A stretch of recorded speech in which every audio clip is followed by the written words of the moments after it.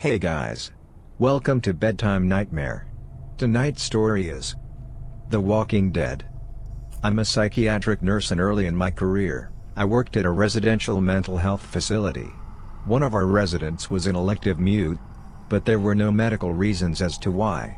He had spoken earlier in his life and in fact seemed quite normal back then, with the exception of being close to 7 feet tall. He'd been raised in the Deep South and joined the military when he was 19. But one night he vanished. He was declared AWOL, and eventually he was declared missing and dead. 10 years later, a 7-foot-tall man walked into a VA hospital emergency room in my part of the Midwest and said to the receptionist, "My name is Marion Duchesne. And I've been dead for 10 years." Those were the last words he ever spoke. He was covered with dust, and he was wearing the same clothes he'd been reported to be wearing the night he vanished.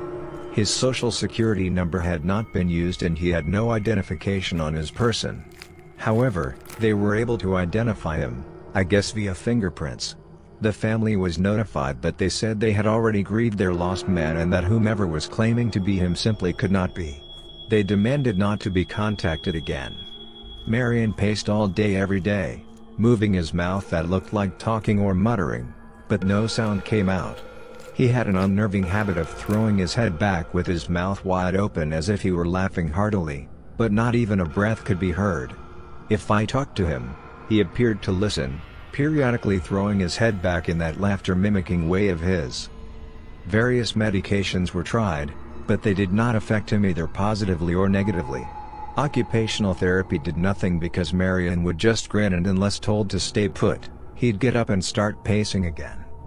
On my last day at that job, the last thing I saw was Marion, pacing in the parking lot, throwing his head back to laugh. Later I wondered if all along I'd been dealing with a ghost.